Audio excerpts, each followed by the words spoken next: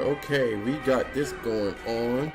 We got this going on. We got this going on. We are about to start it right now.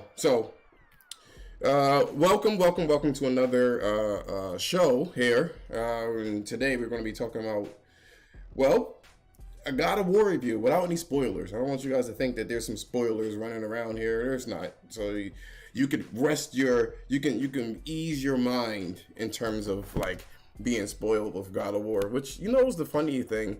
The funniest thing is people really respect it, right? Monitor's going crazy. People respect it. They respected the game. I didn't see too many spoilers floating around with God of War. I felt like people were like, "Oh wow!" Like I don't want to really say it. You know what I mean? Or spoil the game, which I thought was pretty fucking cool. I really appreciate the fact that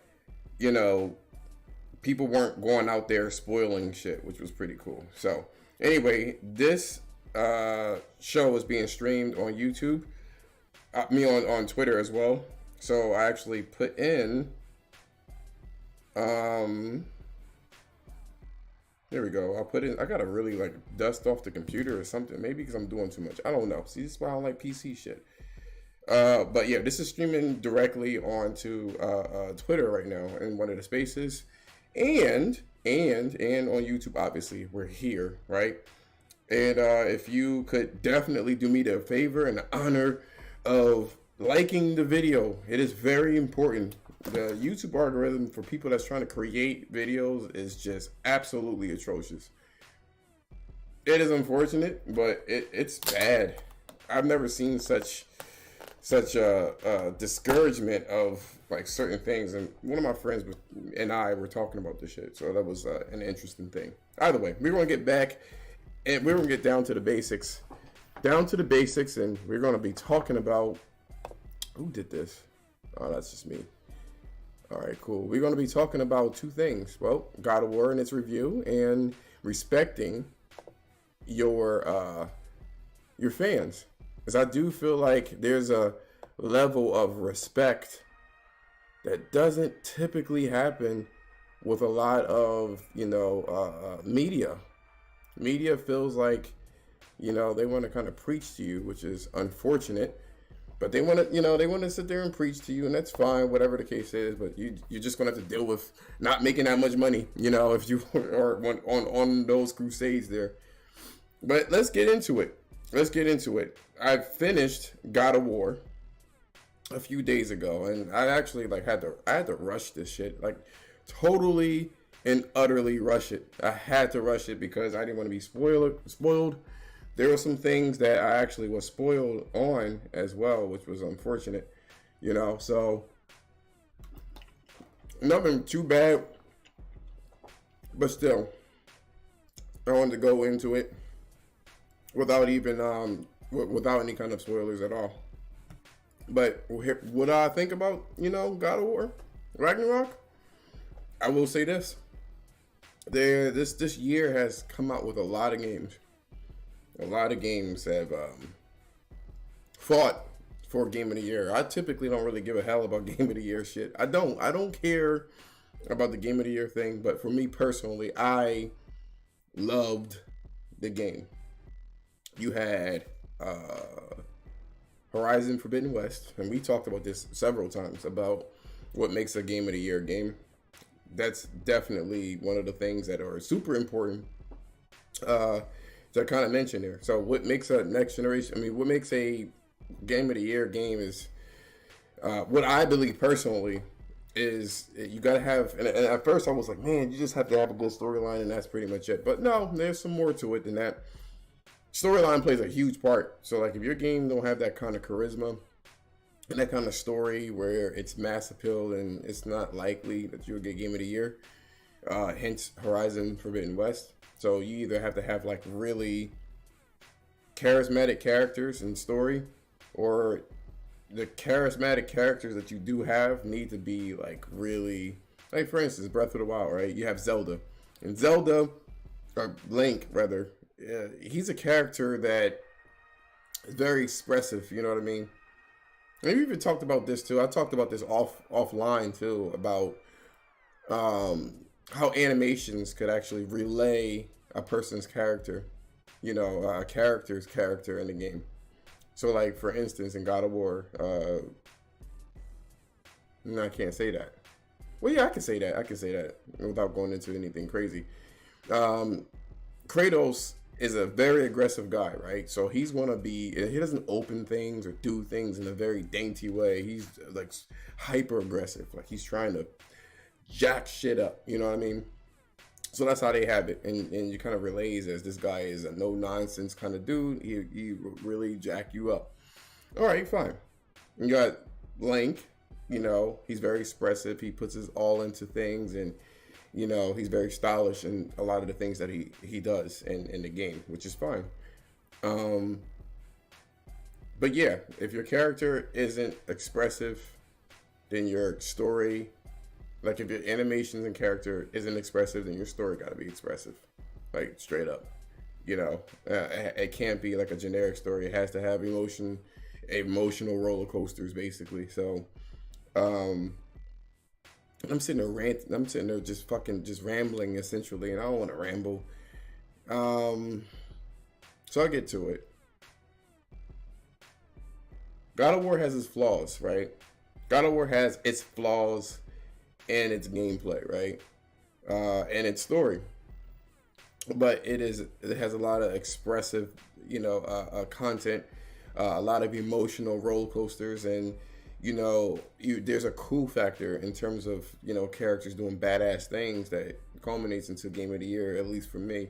And it's just a more cohesive experience, a more curated experience where you can't fuck up the gameplay loop. You know what I mean? Horizon, you can essentially make your gameplay loop. You know what I'm saying? And that's the difference. That's the biggest difference. It's like, okay, there were a lot of games. You had Stray. Stray was nominated as Game of the Year. I think it won some Game of the Years as well from different places. You know what I'm saying? So it won some. You had, and then it's funny too. Racing games don't ever get Game of the Year. Y'all ever think about that shit? Where racing games don't get shit. They just sit out there, and no one gives a hell about racing games or anything of that nature. But I look at this stuff, and God of War Ragnarok really does come up. It's such a solid experience, just period, point blank. Horizon Forbidden West, the gameplay has issues that will take that game a peg down. I just got finished listening to the spoiler cast.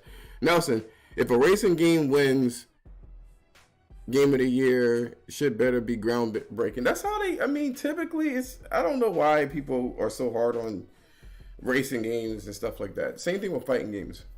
But when I'm looking at I lost my train of thought.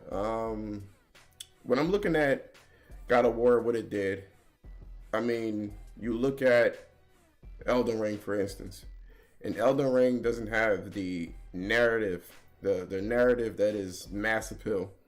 You know what I'm saying? So you have to like the game. You know what I'm saying?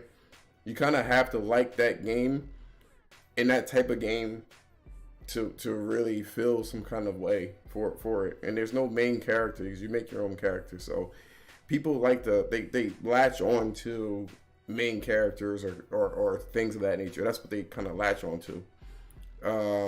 So you couldn't do that. Horizon Forbidden West, the problem with that is its story was just not that impactful, and it was kind of like not a traditional story. It almost had like a TV show writing, the way that it was sectioned off. It wasn't like a grand adventure or anything like that. It was a lot of little episodes that make up the entirety of the game. And on top of it, Aloy is just not as an interesting character. I don't give a fuck what anybody says. Come at me, bitch. It's just not. It's not.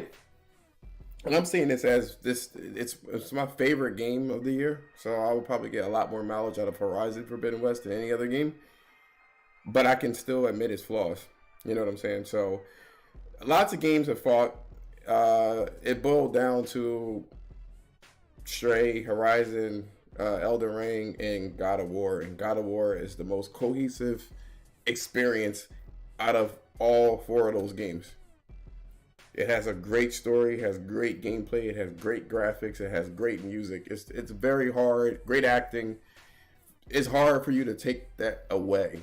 And on top of it, Elden Ring really didn't do anything new for the franchise that was significant other than open world in the last like 10 years. Like, we haven't played God of War in this sense, and it's its own thing, you know what I mean?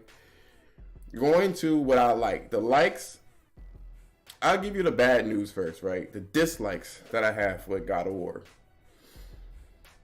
Now that I'm playing it again, I feel like the pacing could be better. I feel like what happened with God of War, right, when they made this game, is I guess it got stuck on, how can I put it? It got stuck on in playtesting, where these people that were testing the game must have been playing it for so long that it made sense to them, you know, how the game was structured. But in reality, to a newcomer, it's probably like, this is running a bit too long, this is running a bit too short, or whatever the case is. They should have probably cycled playtesters so they can get a fresh look on everything, because I feel like there are some places where the pacing is just completely off. There are some times where you have a lot of walking and a lot of dialogue, and then you have back to back to back to back to back to back fighting, and it's like, bro, chill out. Like, I need that negative space. I need that calm. I need that build up to it, that crescendo, and then drop it back down so I can calm and collect my thoughts. Don't build this shit up, right? And then it go down a little bit, and then it's more fucking climax, and then go down a little bit, and then more climax. And I'm like, bro, it's too much. I can't even put the game down. Like, they need to think. Most game developers need to think. There's a time where you need to put down the controller when you have a lot of action. You know what I mean? If it's a lot of action, you put down the controller. You know what I mean? Give the player time to put down the controller. You know what I mean? That's what I mean by pacing. Another thing too, the gameplay beats changed way too often. Way too often. It was just like, you play this, you play this person, you play this person, you play that, you play this, and it's like, bro, like, I can't even like digest what you gave me in this section. Let me digest this and learn this piece before I go on to the next area. You give another piece of gameplay that requires a different learning curve. You know what I'm saying? So that was my particular problem. Now, granted, this is why I'm playing it again, and I may do another review with this. I was rushing it, and then on top of it, I play it at night, and it was like one of my last. It was my last game to play at night. That's what kind of threw me off. So that was my particular issue. So Nelson says here, Ragnarok was great. It's my runner-up game of the year. Runner-up? What's the first one? Probably Ninja Turtles or some shit. You better not say Horizon. But that was one of my issues. You're the last person I'm gonna tell. So you got that going on, right? So you have the pacing was the issue. Also, I can honestly say, this is going to sound so negative. It's not DLC. That's number one. There's too many different things that you just couldn't do in the first game, or wouldn't have worked in the first game, that this game includes. It just wouldn't have. It's too many different things to call it DLC. This game is radically different. But I will say this, the graphics, I feel, if it wasn't up for the art style and the animations, I feel like it's a step down in terms of what you would expect on the PlayStation 5. I feel like there's a lot of places where the loading was like way too long. Coming from a SSD that's supposed to be instant, right? And you got to program your game to make the shit instant. You can't just be kind of sloppy and just throw things out. There's a way that you would structure your game for it to load quickly. You got games like Horizon that can load almost instantly, and people will say that, okay, cool, but there's a lot of random generated things that don't require, you know, you could just load the baseline and it will just randomly generate things. So it's not loading unique things, but still we have a hard drive or SSD that can run through data like nobody's business, even if you don't use like any kind of compression techniques. But like the loading was like kind of excessive. Wasn't really feeling that. Especially if you died a lot. I was tired. I'm not gonna lie to you. I was tired, and it was just like, damn, I gotta sit up a fucking again, and I gotta be serious. You know what I mean? I can't even relax in this bitch, and that bothered me a little bit. So there's that. I feel like Atreus, the way that he looks in there, I don't know. It's just his Atreus and a couple other characters would just like hit or miss. I wasn't looking. I was like, yo, bro, this looks bad. You know what I'm saying? It didn't look that good. To be honest, they didn't look well. It looked bad, of course, you know, against Kratos and everybody the fuck else. You know what I'm saying? So it was like, there's that. And I was just expecting more of a graphic fidelity. And I don't know what's going on with Sony's first party games, where you have like this cross generation situation where you don't have any kind of ray tracing like that. I mean, I don't know. Or if it's ray tracing, it's kind of generic. You know, it's just reflections. I want like what they're going to do with The Witcher, like global illumination and shit and shadows. You know what I mean? But I mean, those games, Sony's games typically look cut like head and shoulders above everything else anyway.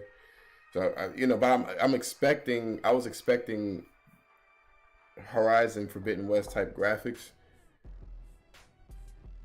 and nothing low polygon or low resolution in a linear experience versus, you know, Horizon, that they have so many systems that make it as detailed as it is. So I was expecting it to look better than what it came out to be, which the art style is wonderful. There's just some spots in there that's not that great. Anyway, on to the positiveness.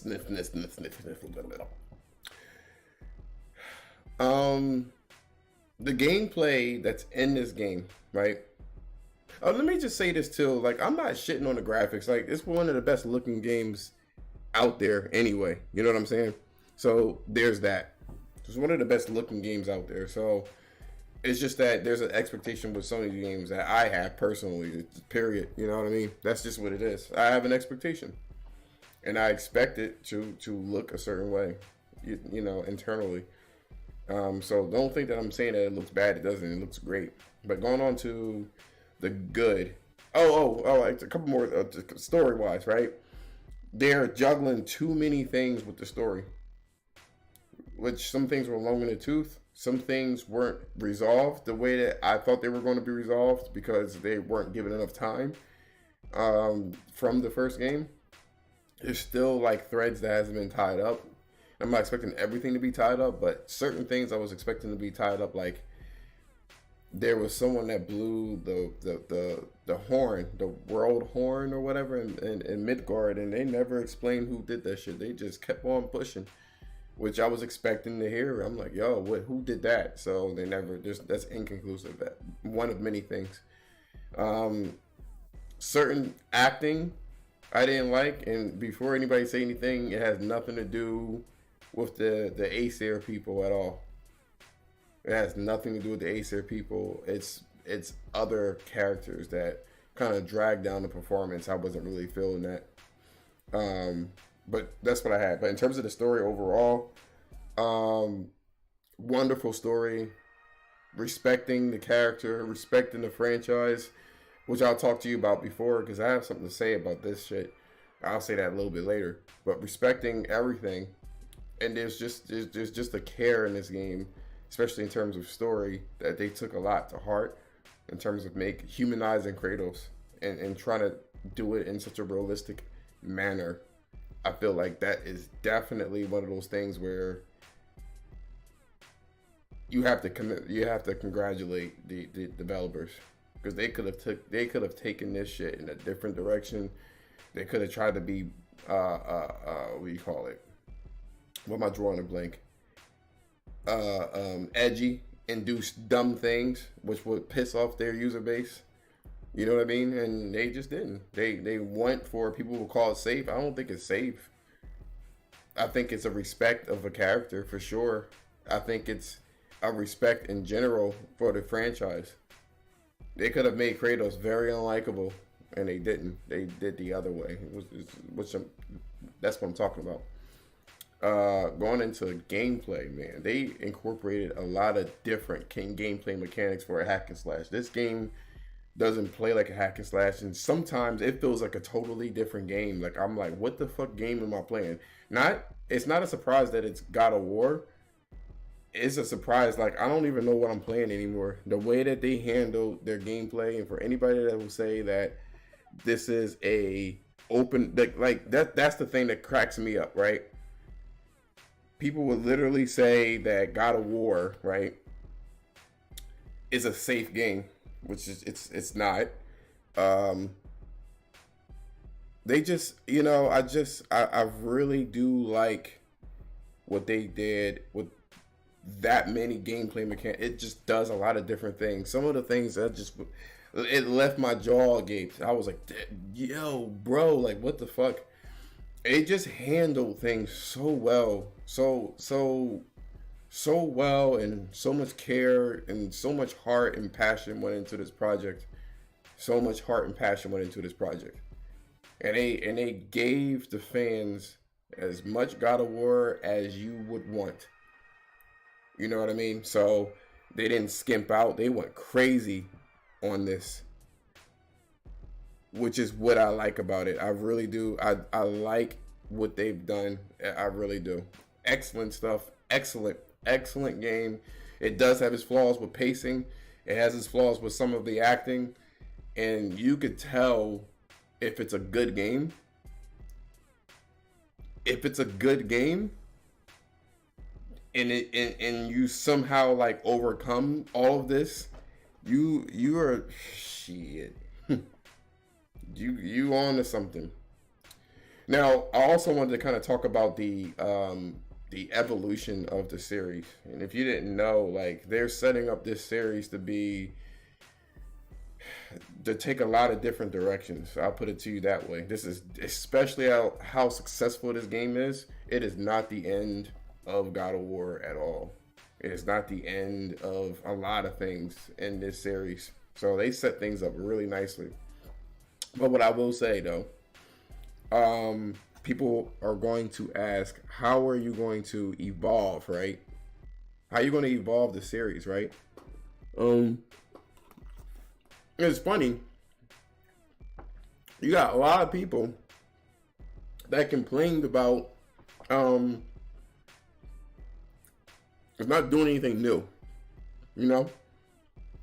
It's not doing anything new. It's the same type of hack and slash shit. They most likely didn't play this game, by the way. But giving their criticism, right? Let's say that the criticism is valid.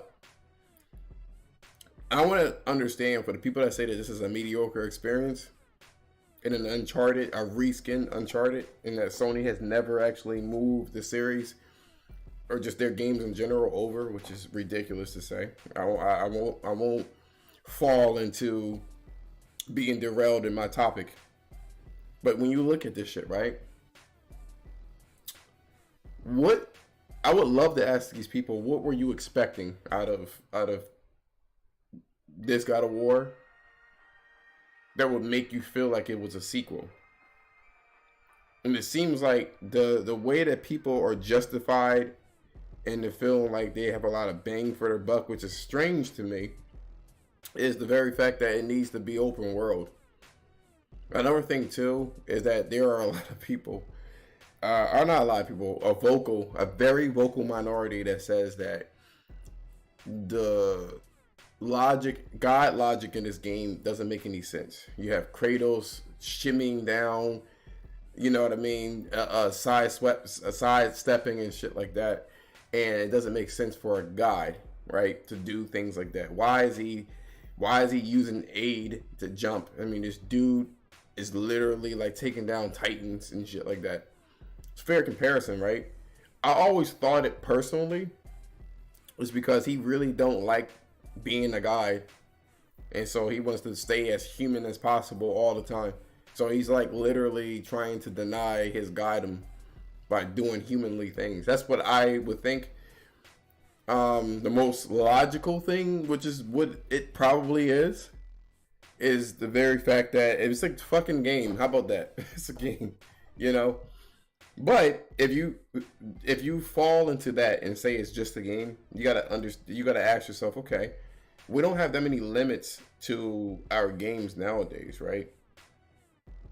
And it worked for Elden Ring, right? They made it an open world game for their Souls games, and everybody supposedly loved it and everything. But I think to myself, what if that was the same case here?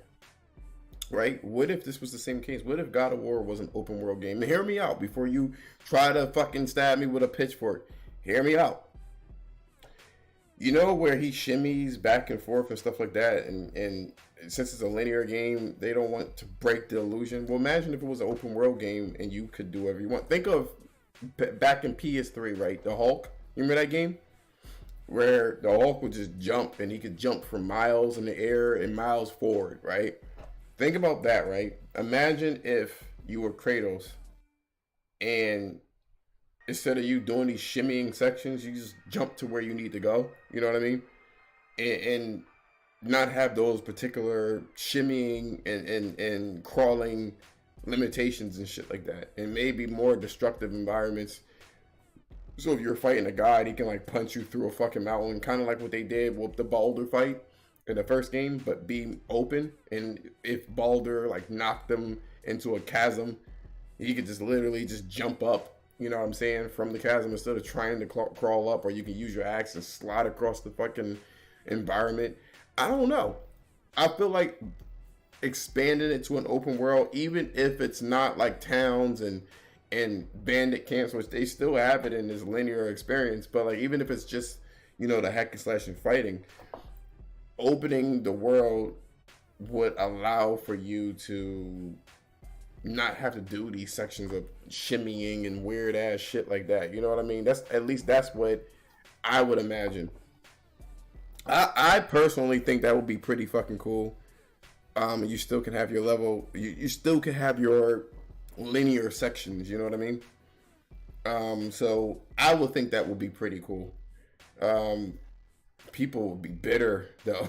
People would be bitter as hell. Another open world game. But the funny thing is, you didn't have a problem with Elden Ring though, did you? You know, I would even think that The Last of Us Part 2 would be better if it was like a hub world, instead of all these force crawling and shimmying sections. I do feel that Sony should evolve away from that. Even with Horizon, even though that's open world, she couldn't climb everywhere she wanted to. There were places where you could climb everywhere, you know what I mean? And there were places where she couldn't. And a grappling hook can only be grappled on at points. You know what I mean? And they did this because they had puzzles where if you were able to climb and do whatever you wanted to, you would break the puzzle, essentially. But that's up to you to make a game that you have universal laws and you make your puzzles around there, instead of this puzzle having its own game logic. You know what I'm saying? And that puzzle having its own game logic and stuff like that. So that's up to the developer to really fight. And I think what I think is also happening this generation with a lot of the games from that's coming out from Sony for the first 2 years, they're either very samey, like not advancing anywhere in terms of gameplay, or they're doing way too much to try to please. I think the next Horizon and the next whatever, God of War, Loki War, whatever the hell you want to do, God of Mischief, maybe they have a game called God of Mischief, you know what I mean? And whatever is going on with that one, maybe they'll do shit like that. They need to have a more focused experience, because I will say this: 2018 God of War. 2018 God of War actually has a lot more focus. They didn't have to juggle the end of the fucking world. You know what I'm saying? So it was easy for them to tell a story, and it was easy to keep the same tone. That was another issue that I had with God of War. The tone kept shifting to serious and not so serious. That was my biggest problem. And it wasn't like it was wild. It was noticeable. You know, so there was that. Overall, though, I think the evolution of God of War is going to be more open environments, possibly open world, so he can really stretch out his godom. You know what I mean? He can really stretch all of that out and get knocked across the fucking continent, you know what I mean? And really feel like you're a god that is very hard to kill.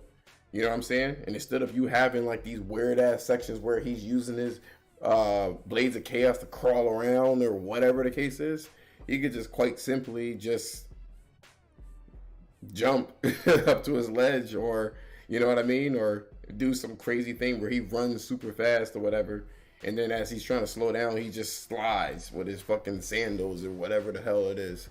I think that would be pretty cool. But like I said, it's very... Someone brought up the discussion of, how can I put it? Why do people always look at the negative things, like what a game can do, instead of enjoying it?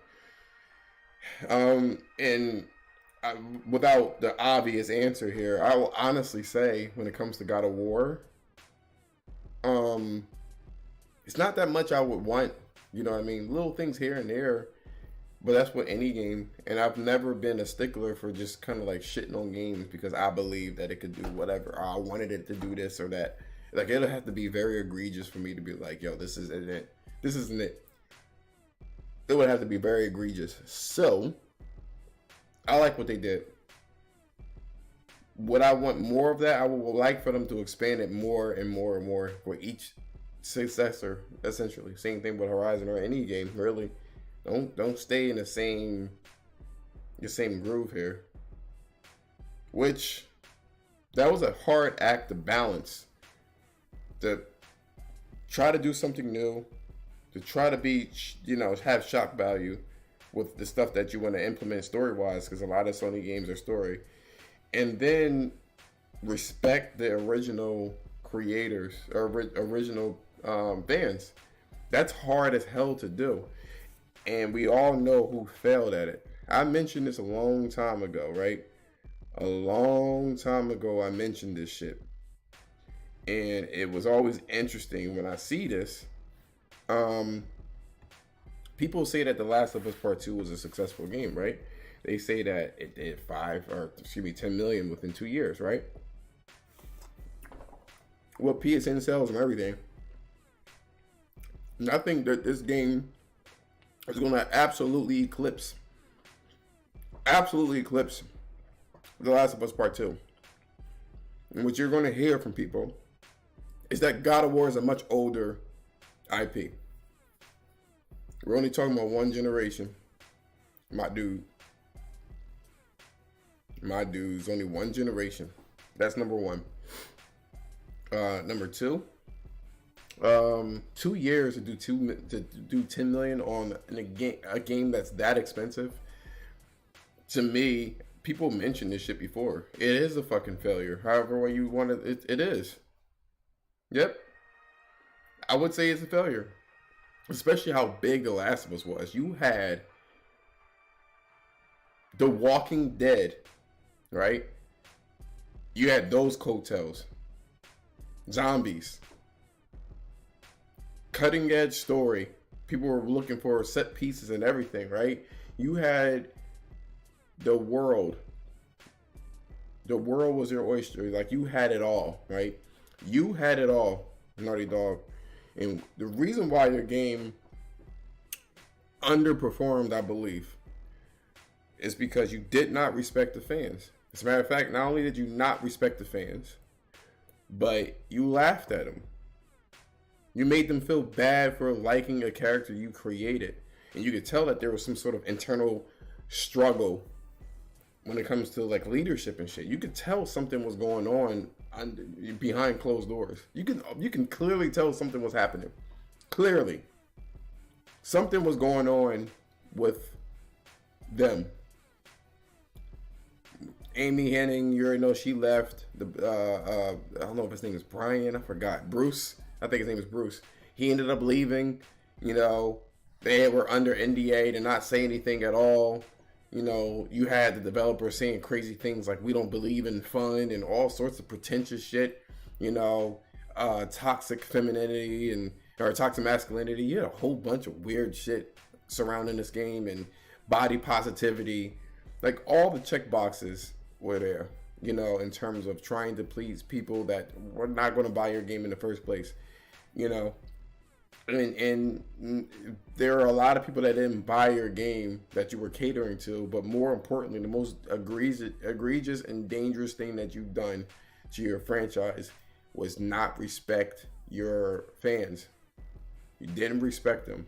You sat down, and that's why God of War Ragnarok didn't leak the way that The Last of Us leaked, in my opinion. I don't think it leaked that way because there was a lot of animosity towards the fan base even before the game came out, The Last of Us Part 2. You know, they said a lot of questionable things. And then on top of it, they were already doing things where they were attacking their fan base. You know what I'm saying? They were making Drake to be toxic, you know? Drake was very toxic and he was very selfish, and he ran around killing a whole bunch of other people and stuff like that. And women can be just as strong as guys. And you had two girls fighting this, you know, I'm sorry, you had two guys, fully strong fucking men, fighting this 120, 110 pound chick, and she was beating the shit out of them. And people were seeing through this shit, you know what I'm saying? So people kind of understood where the direction of Naughty Dog was going, and then where it leaked out that it was full on, I don't like any type of like masculinity and body positivity with the, you know, oh, you don't have to look like a traditional woman, and the male gaze and Anita Sarkeesian and all those fucking shit. When that all came down, people were ready to tear your shit apart. They were ready to spoil your shit. But the funny thing is, it didn't happen with God of War. So what are you gonna say? Toxic masculinity? God of War didn't even really get leaked like that. Like I literally, because I was searching for the original God of War, that's the only time I saw leaks. And then a couple of idiots on Twitter that wanted to talk about the story, and it was like, yo, no, you should have already beaten it 2 weeks ago. So I'm going to say what I'm going to say, but it wasn't like spoiled everywhere. You know what I'm saying? And you know, that's how I see it. They respected the gameplay. They respected their characters. They are thankful for their fans for putting them into the position to make those types of games. They didn't make fun of anyone. They kept it low key. You had Corey, as loudmouth as he is, he took a back seat and deactivated his Twitter, and they didn't say anything. They weren't talking. They weren't rabbling and, you know, all this other extra fucking shit, you know. And they were just done with it. They did what they did. They did what they did, and they, you know, and they made a really good game. But that's how I feel about it. Like, in the future, Sony needs to never, ever allow these activists, I guess was what you want to call them, to change your shit up, because it doesn't make you money. That's why Disney is in the hot water that they're in now. Basically changing all of their male characters into females, or getting rid of the male characters, or shaming the male characters, or making them look stupid and bumbling. Or if you're not doing that, then you have these fucking ridiculously strong women, like big fucking women that is just physically impossible to actually take down, like if the dude is a 250 pounds and you're like 97 pounds, you're doing nothing to that guy. I'm 160 pounds. I'm doing nothing to somebody that's 230 pounds. Nothing. And to say that they can do this shit with ease is just immersion breaking, to say the least, at the very least. So they had shit like that going on. They had, of course, you have the LGBT situation going on too. They just released a movie that was full on. Like, instead of telling the story about the movie, they led in with the movie saying that this is the first gay African American character in animation, and that's where people start seeing like this is like social justice bullshit. This is like, what do you call it?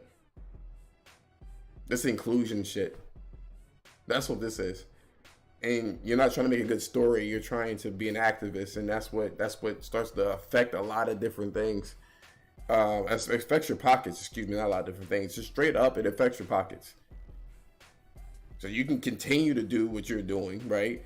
But at the end of the day, I think Sony saw this shit too and was like, yo, we can't do anything like this anymore. Like that, this ain't gonna fly. This ain't it. And I'm glad that they kind of understood this shit, because it shows with God of War Ragnarok. It literally shows, don't do that. If you care about your fans, you don't have to make them feel bad about liking your character. You know, that's what I would say. But we're going to take a look at one more thing before we get out of here. So let's go in detail and take a look here at what I've discovered. Now, going back to God of War, right? You know, everybody's doing this whole open world section too. You know what I mean? So let's look at here. So Let's Geek Out, which is a guy from Twitter. I guess he bought the blue checkbox too, check mark. That's interesting. Hey, if you can make money out of it, do you? I know for me, I would have made OnlyFans, but I digress. Sonic Frontier is by far the best Sonic game I've ever played. I will pick it up after I clear out the... No, I'm getting Callisto Protocol. This one is a must too. But anyway, they said the soundtrack is freaking amazing. I did hear it. It is amazing. They said that the combat is fluid. They said that even on hard difficulty, it's pretty easy. And the open world concept definitely works. This is a true Sonic experience. I believe it. And a lot of people kind of frown on open world games and shit like that, because I guess a lot of the time the structure is very similar. You don't need check boxes or checklists for your open world game. You could just have a good ass open world game. You know what I mean? But anyway, our open world's really the problem. So I found this on Reddit. I'm gonna read to you, and I'm gonna leave you with this too. While open world has been the trend in gaming in the last few years, a lot of people have been complaining about them as well. Terms like open world fatigue has been thrown around, and many have requested more linear games returning, such as The Last of Us. So I didn't even peep that. While I agree that more linear story-focused games can have their advantages, I love the somewhat linear Jedi Fallen Order. I personally feel like maybe the criticism of open world is based off of some wrong promises. And that's what I believe too. I believe people don't really understand why. I'll put it to you like this: the fucking story-driven games are getting tiring too. Now I wonder what they're going to do in general. What Sony's going to do. But people like it though. People like watching movies and shit, right? Anyway, he says, to illustrate, I immensely enjoy open world games like Skyrim, The Witcher, Red Dead Redemption. In contrast, I find the open world and Ubisoft games to drag. So I believe that the problem isn't so much open worlds, but open worlds that are poorly done in too little time, or you're in too little time with too few resources. In a live, unique, diverse open world with tons of different, interesting side quests is amazing. It makes you feel like you're a part of the world and creates a lot of immersion. The experience feels less on rails. However, many open world games are just tacked on with smaller games and are simply filled with silly random quests or collectibles to save time and money. Of course, even a great open world game can eventually become tedious. What game doesn't, though, or boring, or might not fit every game perfectly. But overall, I feel like open worlds aren't so much of the problem. It's lazy, poor made, and generic open world games. So that's the thought on the whole sentimentality of God of War being an open world game. I think if they don't resort to like check boxes and shit like that and focus on pacing, flow, story, you know what I mean? I think you can have a really good hybrid of an open world game personally. That's what I personally think. But let me know in the comments what you think about this video. Don't forget to also share the video out, like the video. I need all of them shits because YouTube is a bitch to work on nowadays, man. You can't say shit without your video being like fucking buried under a whole bunch of shit. So that concludes what I wanted to talk about, and you guys take care. It's time for me to get some gaming in. Peace out.